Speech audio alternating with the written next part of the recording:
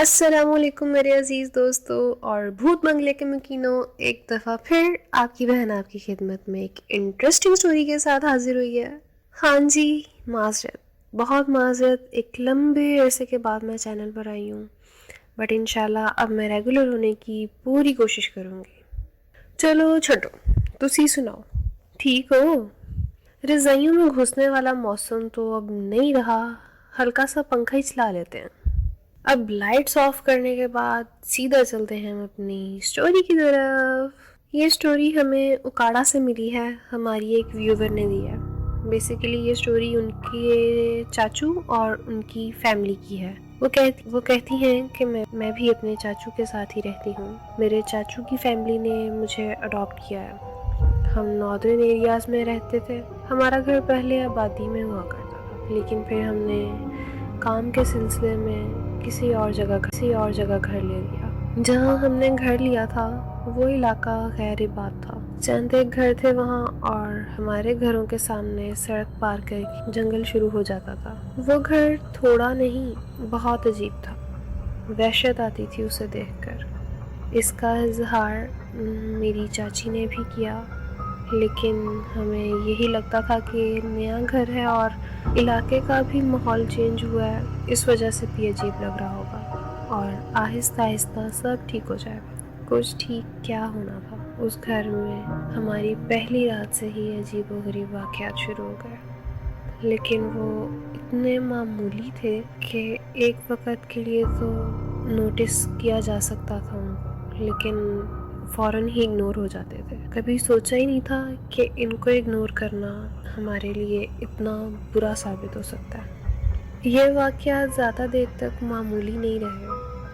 ہم سب اکٹھے بیٹھے خوشگوار ماحول میں کھانا کھا رہے تھے، جب اچانک ہمارا مین ڈور کسی نے زور زور سے ناک کرنا شروع کر دیا، بالکل ایسے جیسے اسے اندر آنے کی بہت جلدی ہو۔ میرے چاچو، جنہیں میں اپنے بھائیوں کی طرح بابا ہی کہا کرتی تھی، وہ کچھ غصے اور جلدی میں گیٹ کھولنے کے لیے بھاگے، لیکن ابھی وہ کچھ فاصلے پر ہی تھے کہ گیٹ بجنا بند ہو گیا، اور جب گیٹ کھولا تو کوئی بھی نہ تھا۔ بابا نے باہر نکل کر بھی دیکھا، لیکن باہر کوئی بھی نہ تھا۔ ایسے ہی کسی بچے یا مسافر کی شرارت سمجھ کر ہم واپس اندر چلے گئے اور اس بات کو بھی اگنور کر دیا۔ پھر رات کے تقریباً 10 بجے یہ معاملہ دوبارہ ہوا۔ اس دفعہ میرے بھائی نے پہلے مین ہال کی کھڑکی سے باہر دیکھا۔ اس کو وہاں سے دروازے پر کھڑا تو کوئی نظر نہ آیا، لیکن ایک زمین پر ایک سایہ پڑتا ہوا نظر آ رہا تھا۔ اسی طرح کسی کو وہاں پہ کھڑا سمجھ کر میرے بھائی نے چھوٹے بھائی کو گیٹ کھولنے کا اشارہ کیا۔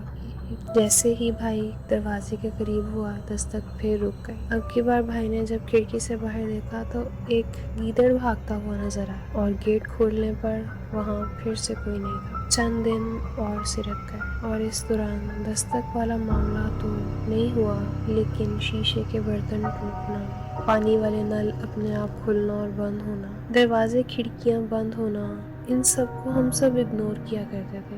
خیال بھی نہیں آیا تھا کہ اس طرح اگنور کرنے سے معاملات اور کتنے خراب ہو جائیں گے۔ ایک رات میری آنکھ کھلی تو میں دیکھتی ہوں کہ میرا بھائی کمرے کی کھڑکی کے پاس کھڑا ہوا تھا اور باہر دیکھ رہا تھا۔ میں گھبرا گئی اور میں نے اس سے پوچھا، کیا ہوا ہے؟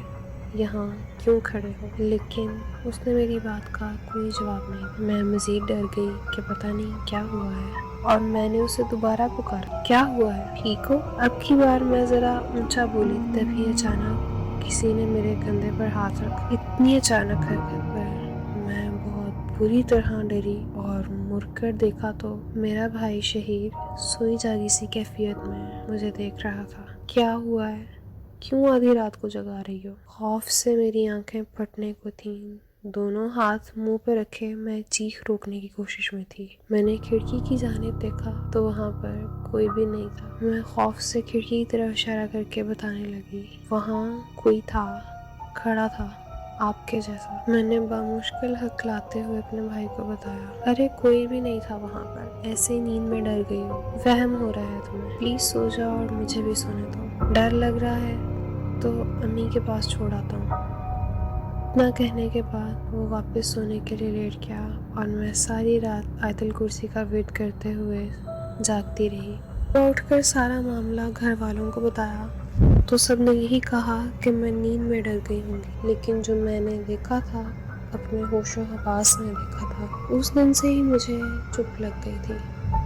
کاروبار کے سلسلے میں کچھ دنوں بعد میرے بابا اور میرے 2 بھائی شہر سے باہر چلے گئے اور رات کو میں اپنی چچی کے ساتھ سونے کے لیے لیٹ گئی۔ لیٹتے ساتھ ہی مجھے اس دن کا واقعہ یاد آنے لگا۔ میں نے آیت الکرسی پڑھتے ہوئے آنکھیں بند کر لیں اور سونے کی کوشش کرنے لگی۔ پھر رات کو میری اسی ٹائم پر آنکھ کھلی اور میں نے محسوس کیا جیسے برتنوں کی آوازیں آ رہی ہیں، جیسے کوئی کچن میں کام کر رہا ہو۔ میں نے ایک نظر چچی کو دیکھا، وہ بہت سکون سے سوئی ہوئی تھی۔ میں نے جگانا مناسب نہیں سمجھا اور کچن کی طرف چلی گئی۔ وہاں دیکھتی ہوں کہ میرا بھائی چولہے کے پاس کھڑا کچھ کر رہا تھا۔ میں نے پوچھا، بھائی کیا کر رہے ہو اتنی رات کو؟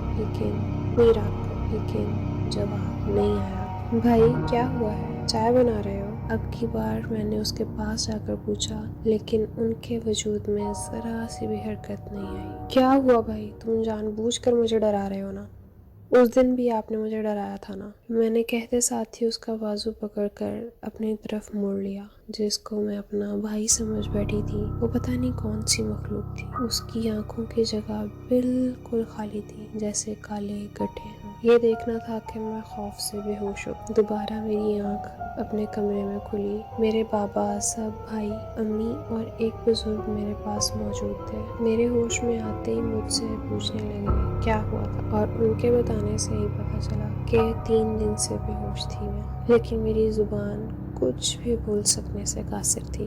میری چچی بہت رو رہی تھیں اور یہی کہہ رہی تھیں کہ میں پہلے بھی کہا تھا کہ یہ گھر عجیب سا اٹھنا نہیں چاہیے۔ 3 دن میں بے ہوش رہی۔